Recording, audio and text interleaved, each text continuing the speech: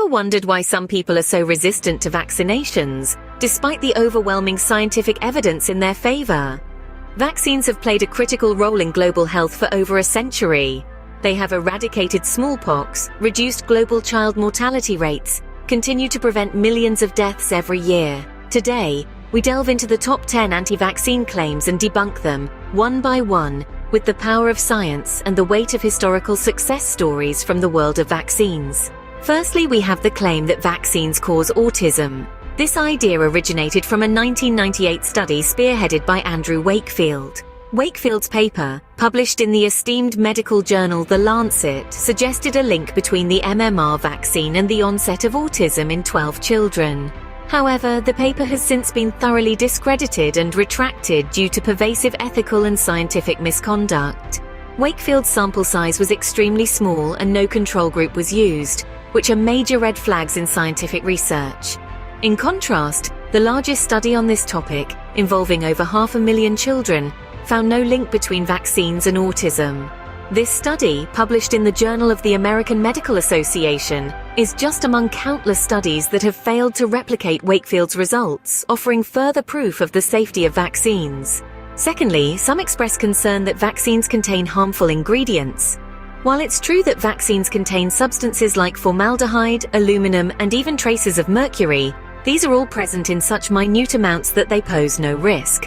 For instance, formaldehyde, a substance often associated with preservation processes, is used in vaccines to inactivate toxins from bacteria and viruses, so they won't cause disease when used in the vaccine. However, the amount utilized in vaccines is significantly less than the amount naturally produced in our bodies. Aluminum, on the other hand, is used as adjuvant to boost the body's immune response to the vaccine. But again, the concentration is incredibly low. In fact, you'd get more aluminum from a week's worth of breastfeeding, or even from your daily diet, than from a vaccine. Lastly, some vaccines may contain traces of mercury in the form of a compound called thimerosal, which is used as a preservative. However, it is used in such small quantities that it doesn't pose any health risk and is readily eliminated from the body. Therefore, despite the presence of these substances, vaccines are carefully formulated and thoroughly tested to ensure their safety and efficacy. Thirdly, there's the notion that natural immunity, which is gained by exposure to a virus or bacteria, is better than vaccine-acquired immunity. In theory, it's true that getting a disease can lead to stronger immunity due to the body encountering the full force of the pathogen. However, this method carries significant risks such as potential complications, long-term health issues, and even death. On the contrary, vaccines provide a safe way to build immunity without these high risks. They function by introducing a weakened or inactivated form of the disease the body. This stimulates the immune system to produce a response, including producing antibodies, without causing the severe illness associated with the disease itself. Therefore, vaccine-acquired immunity provides an efficient and safer method to become immune.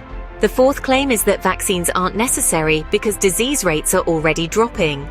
This is a classic misunderstanding of cause and effect. Vaccines play a crucial role in the reduction of disease rates.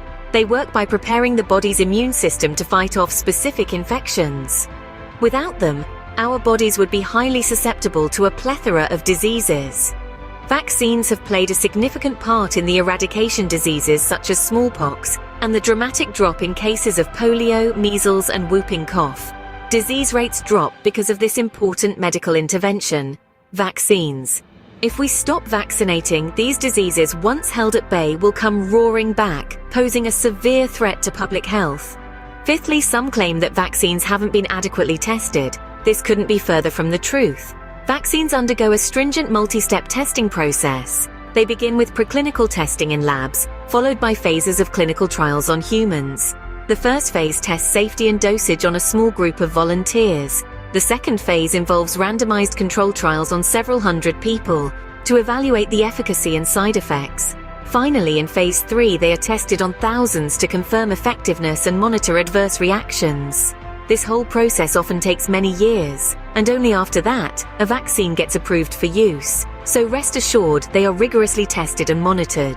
Sixth on our list is the prevalent misconception that vaccines can infect you with the disease they're designed to prevent. This is a significant misunderstanding of the complex science behind vaccines and how they work. Most vaccines are made up of inactivated virus or bacteria, the proteins they produce, or a piece of their DNA or RNA. The majority of vaccines don't contain live viruses. In the few vaccines where live viruses are used, they are significantly weakened, attenuated. This process ensures that they don't possess the potency to cause disease. These weakened viruses stimulate our immune system, teaching it to build a defense by creating antibodies specific to that virus. So in essence, vaccines arm your body with a defense mechanism without causing the disease itself. Seventh, we have the claim that vaccines can overwhelm a child's immune system. A child's immune system, an intricate network that fights off diseases, is stronger than we might think. Every day it encounters and manages a multitude of antigens found in our environment. These antigens can be anything from bacteria to viruses to fungi. In comparison, vaccines contain a tiny fraction of these antigens. Moreover, vaccines work by mimicking infection, spurring the immune system into action but without causing the disease. They stimulate the production of antibodies, the proteins that fight off invasions, and prime the immune system to respond more effectively if it encounters the actual disease in the future. So in reality, a child's immune system is more than capable of handling the antigens present in any combination of vaccines. Eighth, some propose that vaccines are merely a conspiracy for pharmaceutical companies to churn out profits. While it's undeniable that pharmaceutical companies do generate profit from vaccines, it's crucial to understand the broader economic landscape. The revenue generated from vaccines is only a fraction of the total income. In the grand scheme of pharmaceutical companies stand to make far more from treating diseases that vaccines prevent. For instance, take chronic diseases like diabetes or heart ailments. The drugs for these ailments are required for a lifetime, generating a continuous revenue stream. In contrast, a vaccine, once administered, can often provide protection for years, even a lifetime in some cases, resulting in a one-time profit. This highlights that the real financial incentive lies more in treatment than prevention. Ninth, there's the idea that vaccines violate personal freedom. While everyone indeed has the right to make decisions about their own health, it's crucial to remember that these decisions can have broader implications. Vaccines, for instance, protect not only the individual but also the wider community. A balance must be struck between personal freedom and public health. While personal choices are important, so too is considering the potential risk to others, particularly those who, for reasons such as age or health conditions, can't be vaccinated. Therefore, the concept of personal freedom should be viewed in the context of a collective responsibility to protect public health through vaccination. Lastly, our 10th point, there's the assertion that the COVID-19 vaccines were hurriedly developed, thereby insinuating them as unsafe. However, in truth, the rapidity of their development is not a reason for alarm, but a celebration of the advancements in science. COVID-19 vaccines have been developed using breakthrough technology and the cumulative knowledge of years of vaccine research. They have undergone the same rigorous multi-phase testing process as any other vaccine we use today. In fact, they were tested in expansive clinical trials involving tens of thousands of participants from diverse age groups, health statuses, and ethnic backgrounds. This was done to ensure their safety and efficacy across a broad spectrum of the population. So the speed of their development should be viewed as a testament to scientific progress, not a cause for concern. In a nutshell, the assertions made against vaccines often lack scientific backing. On the contrary, mountains of research, countless studies, and real-world evidence all stand firmly in support of vaccination.